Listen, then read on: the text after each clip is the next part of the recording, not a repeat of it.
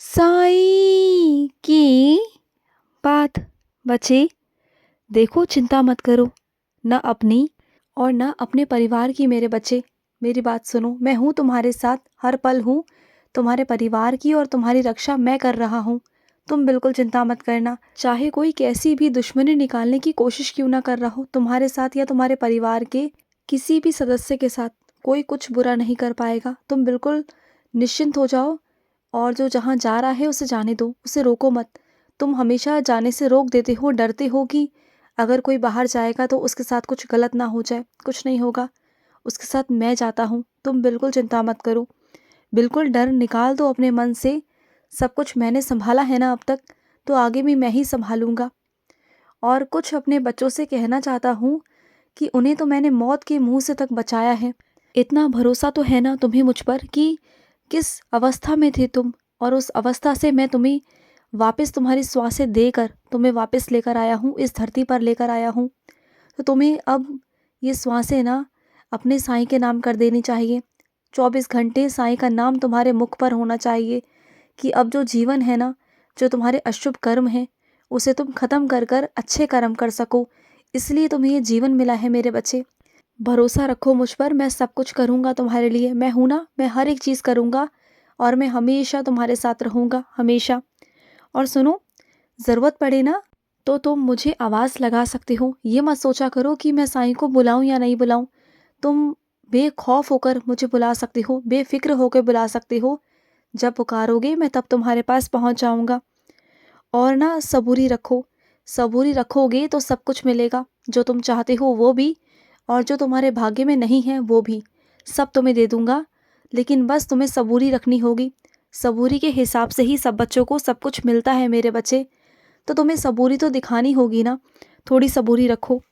और सुनो, तुम्हारे ज़िंदगी में ना एक नया अवसर तुम्हें प्राप्त होने वाला है, कोई नया मौका, जिसे पा करना, जिसके सहारे से तुम बहुत आगे जा सकते हो।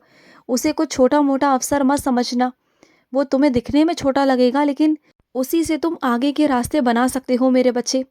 जैसे जैसे तुम उन रास्तों पर जाओगे ना, वैसे वैसे तुमसे रास्ते जुड़ते जाएंगे, नए नए रास्ते, ऐसे रास्ते जिसके बारे में तुमने कभी सोचा नहीं था।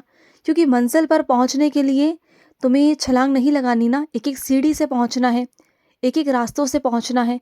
तो बस वही रास्ता मैं तुम्हें दिखा रहा हूँ, और उन्हीं रास्तों के ज़रिए धीरे धीरे कर कर तुम्हें नए रास्ते मिलते जाएंगे, मैं तुम्हें दिखाता जाऊँगा, और उन्हीं रास्तों के ज़रिए तुम अपने मंजिल पर पहुँच जाओगे। तो ये मत सोचना कि ये वो रास्ता तो है ही नहीं, ये वो मंजिल तो है ही नहीं जो मैंने साईं से मांगी थी। तो क्या है ना कि तुम्हारे सोचने का, करने का तरीका अलग है।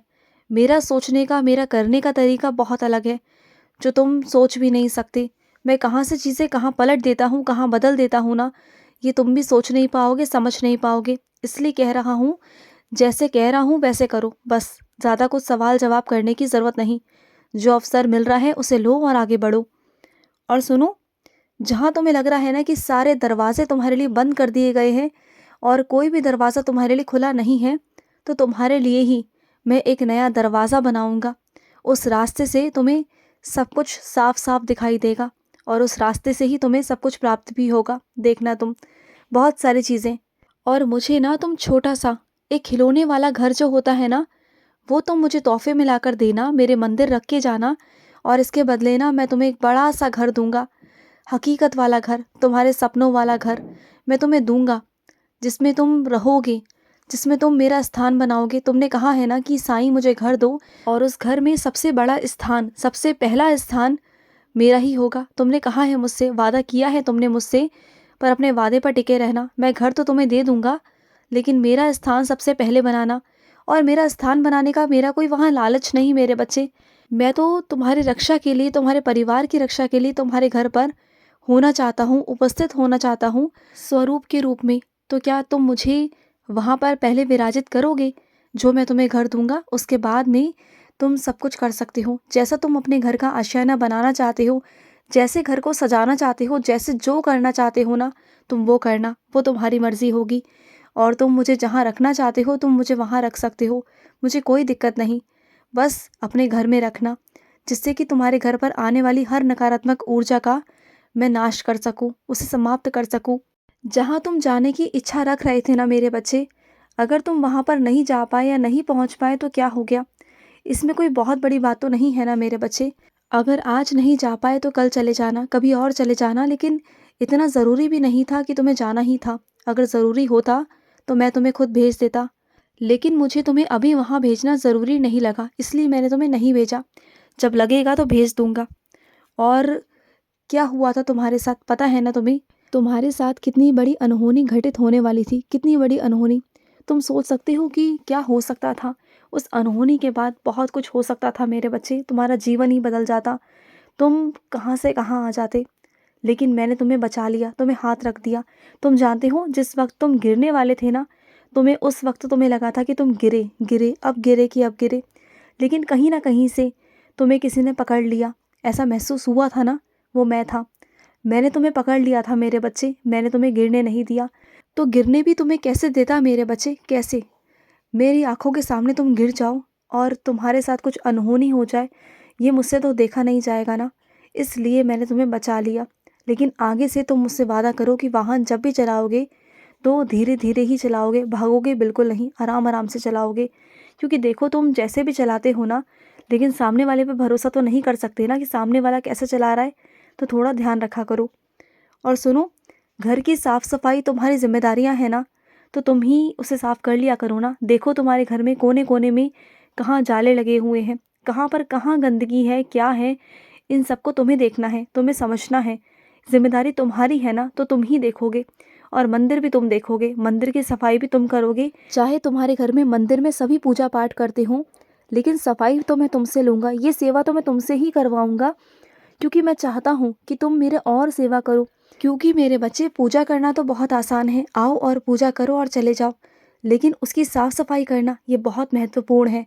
और सबसे बड़ी सेवा तो मेरी वही है, जो मेरा मंदिर साफ करेगा ना, उसे ही सबसे बड़ी वाली सेवा मिलेगी। उसे ही मैं बहुत बड़ा वाला आशीर्वाद दूंगा, बहुत बड़ा वाला। इसलिए तुमसे करवाने की सोच रहा हूँ कि तुम ही करोगे और तुम ही किया करो। देखो तुम मेरे बच्चे हो ना, तुम बाबा के बच्चे हो, तो तुम्हें तो मेरे घर की सफाई करनी होगी।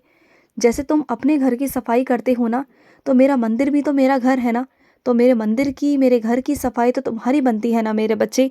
जब तुम मेरे बच्चे हो, तुम जब मेरा आशीर्वाद देते हो, तो सफाई की जिम्मेदारी भी तुम्हारी है।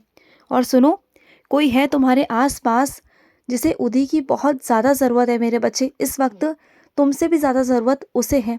अगर तुम्हारे पास उदी है ना, तो उसे उदी देना मेरे बच्चे, उसे उदी दे देना। ये मत सोचना कि तुम्हारे पास में कम पड़ जाएगी या तुम्हारे पास में होगी नहीं। इतना ध्यान रखना कि मैं तुमसे कह रहा हूँ ना, तो मैं तुम तक कहीं ना कहीं से कैसे ना कैसे उदी पहुँचवा दूंगा।